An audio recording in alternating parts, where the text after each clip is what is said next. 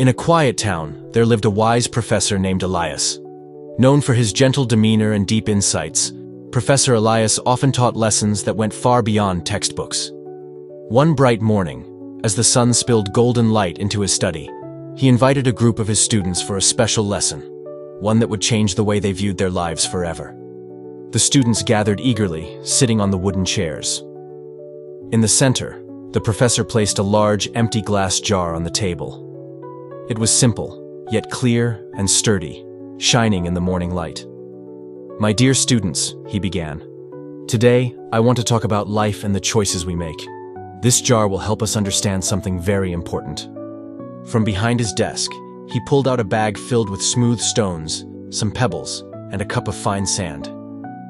Carefully, he picked up the large stones, 7 of them, and dropped them into the jar.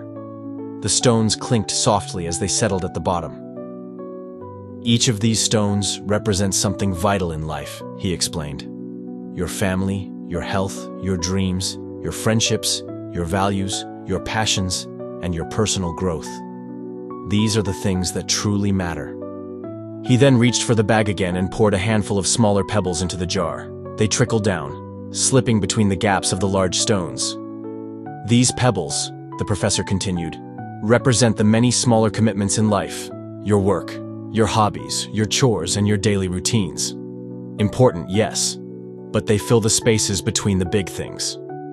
Finally, he took the cup of fine sand and slowly poured it into the jar, letting the grains sift through every crack, filling every last space around the stones and pebbles.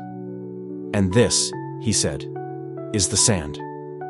The little trivial things, distractions, unimportant tasks, busy work, gossip, endless scrolling on your phones. These are the small things that, if we're not careful, can fill up our time and space." The professor then picked up a bottle of water and slowly poured it into the jar, filling it to the brim.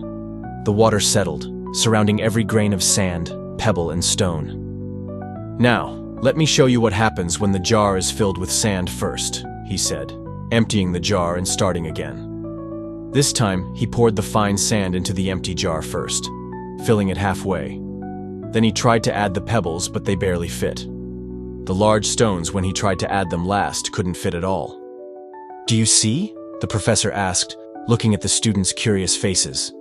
"If you fill your life with the small stuff first, there's no room left for what truly matters." One student, a young woman named Mira, raised her hand.